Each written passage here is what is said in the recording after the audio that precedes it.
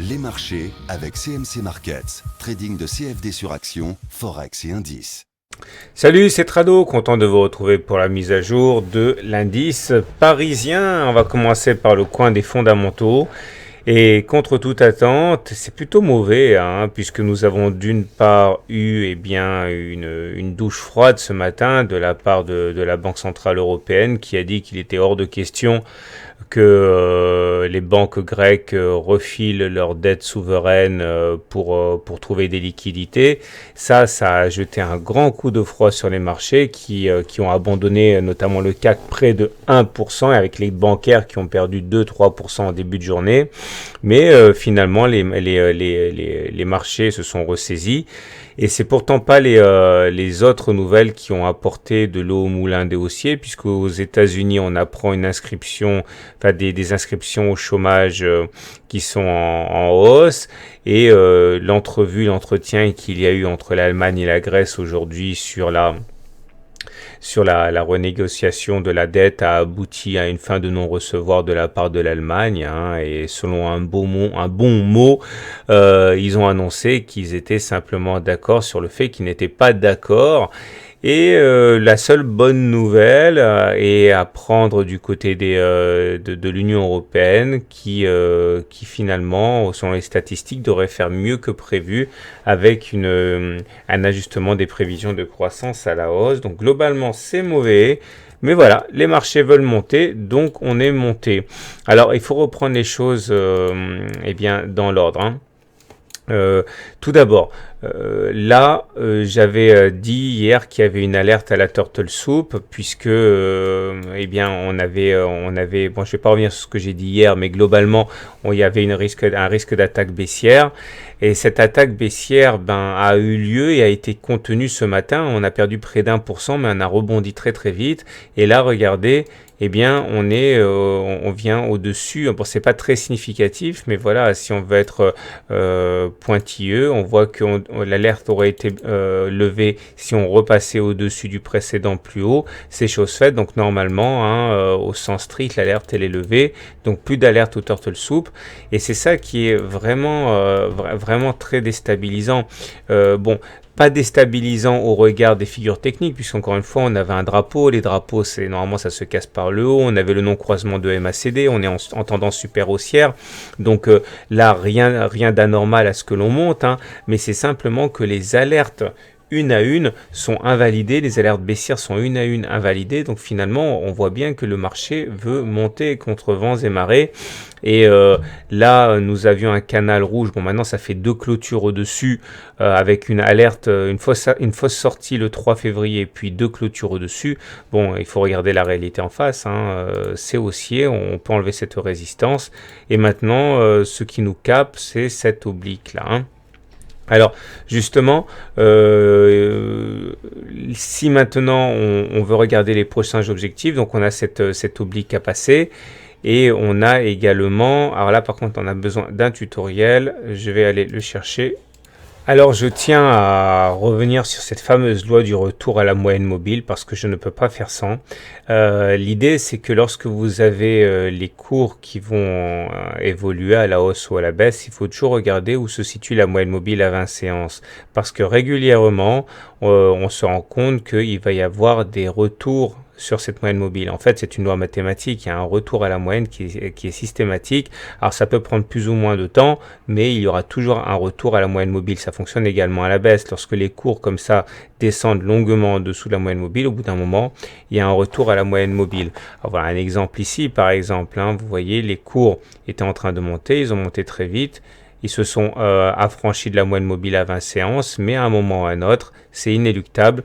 Il faut être prêt à encaisser le retour sur la moyenne mobile avant éventuellement d'assister à un rebond technique. Ça fonctionne également à la baisse. Lorsque ça baisse et lorsqu'on s'écarte durablement de la moyenne mobile à 20 séances, au bout d'un moment, il va y avoir un retour à la moyenne mobile, que ce soit ici ou là, etc.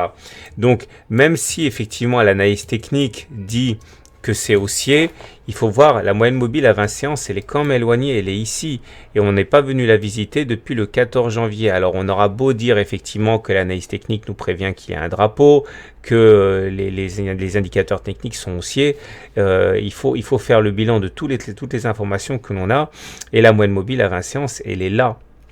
Donc il faut faire attention, si vous achetez maintenant, c'est complètement légitime au regard des signaux qu'on a déjà mentionnés maintes et maintes fois. Néanmoins, il faut savoir qu'on n'a pas les coudées complètement franches du fait que cette moyenne mobile à 20 séances, eh bien, on s'en est départi. Regardez, la dernière fois que ça s'est passé d'une manière similaire, c'était là. Regardez, vous voyez, on est passé au-dessus de la moyenne mobile à 20 séances, on a consolidé un petit peu, on est reparti vers le haut, pas de problème. Mais au bout d'un moment, il a fallu aller chercher la moyenne mobile à 20 séances, c'était là, et puis après on a rebondi.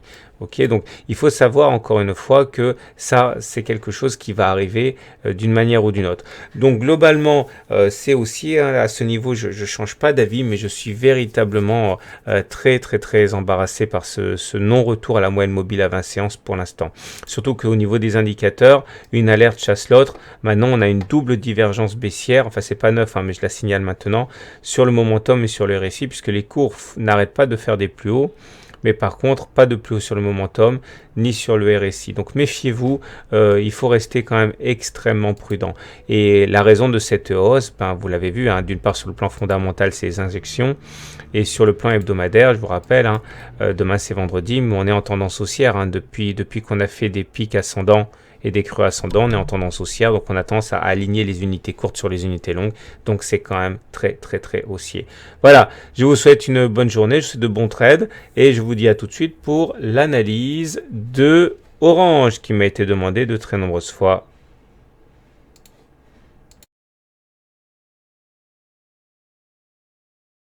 Alors, chose promise, chose due, voilà l'analyse technique de Orange qui m'a été demandée de nombreuses fois par voie de mail.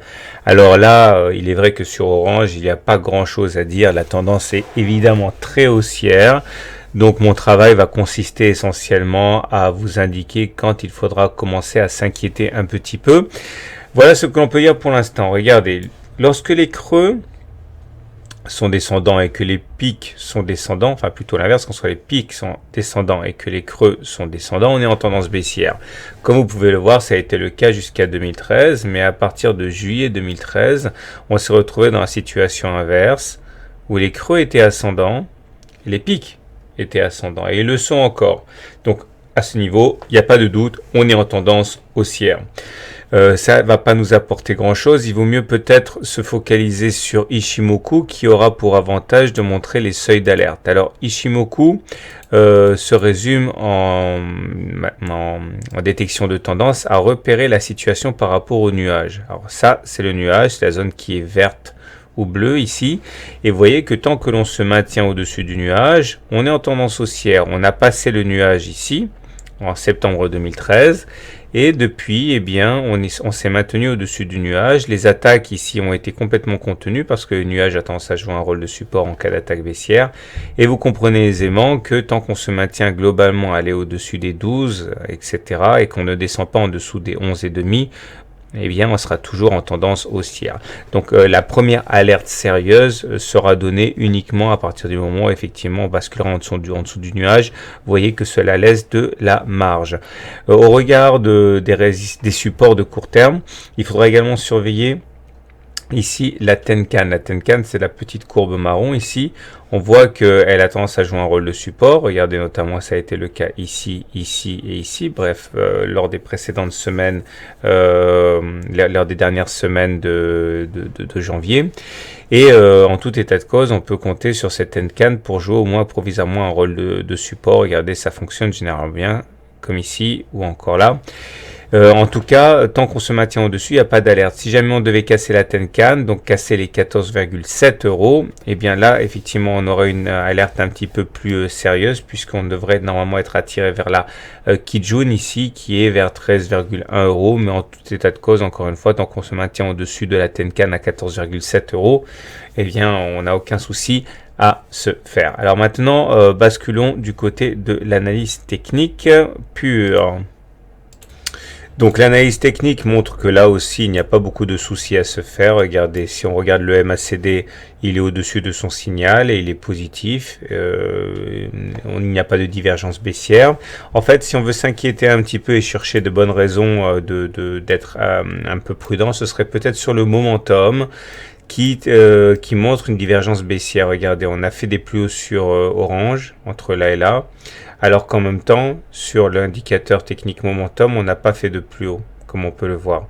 Ça, c'est un signal qui incite à la prudence, qui ne suffit pas en tant que tel pour spéculer à la baisse, mais qui doit néanmoins attirer le regard de l'analyse technique, surtout qu'il est couplé à une apparente baisse des volumes. Regardez, lorsque l'on regarde ce qui s'est passé depuis le précédent plus haut ici, eh bien, on a effectivement fait des plus hauts sur les cours, mais par contre, on ne constate pas de hausse des volumes, c'est-à-dire que la hausse, si elle est bien réelle, ne se fait pas avec des volumes extrêmement convaincants. Mais encore une fois, ça c'est pour chercher la petite bête, puisque globalement, pour l'analyse technique d'Orange, tout est absolument encourageant. On surveillera donc cette oblique noire ici, qui une fois cassée pourrait donner un signal un petit peu inquiétant, on va dire. Bon, il est actuellement vers 15 euros. Et la Tenkan, comme je l'ai dit précédemment, qui est à 14,7 euros. Mais tant qu'on se maintient au-dessus de ce support oblique et de la Tenkan, il n'y a véritablement aucune raison de s'inquiéter. On va terminer avec une rapide analyse technique journalière. Et sur l'unité de temps journalière, ici, c'est-à-dire que chaque bougie correspond à une journée de cotation, on voit que là aussi, les choses sont plutôt bien orientées.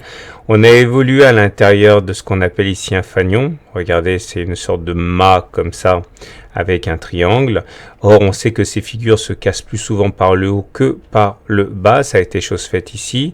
L'objectif maximal pour cette figure, c'est de prendre la hauteur du mât que l'on reporte une fois posé sur la base du triangle. Ça veut dire un objectif maximal de 10,2 euros, ce qui laisserait encore de la marge. Et là aussi, je pense que le plus important pour le court terme, c'est de regarder les indicateurs Ishimoku, à savoir le support ici, qui est la Tenkan journalière, et la Kijun. Comme vous pouvez le voir, quand c'est pas la Tenkan qui fait rebondir les cours, c'est la Kijun. Et pour l'instant, on a bien rebondi sur la Tenkan. C'était sur la séance du 2 février. Là, on est en train de travailler une nouvelle fois la Tenkan. Donc, tant que pour l'instant la Tenkan tient, il n'y a aucune raison, encore une fois, d'être méfiant. On pourra éventuellement donc reporter ici l'oblique ascendante qui pourra nous donner une indication de ce qui se passerait en cas de cassure. Donc si on casse cette oblique là, qui correspond d'ailleurs plus ou moins à la Tenkan, on pourra envisager une correction un peu plus approfondie. Mais là encore, comme pour l'unité de temps hebdomadaire, ça reste extrêmement haussier. Donc pas de raison de s'inquiéter pour l'instant. En tout état de cause, surveillez bien la Tenkan, ça sera sans doute le juge de paix pour un changement momentané de tendance à court terme. Je vous souhaite une bonne journée, je vous souhaite de bons trades. Si vous voulez découvrir l'analyse technique pour améliorer, peaufiner vos investissements, n'hésitez pas à me demander le e-book gratuit que je vous offre, donc avec la vidéo exclusive, les exercices corrigés. Il vous suffit d'envoyer e-book gratuit à tradosor@gmail.com et je vous envoie tout ça par mail.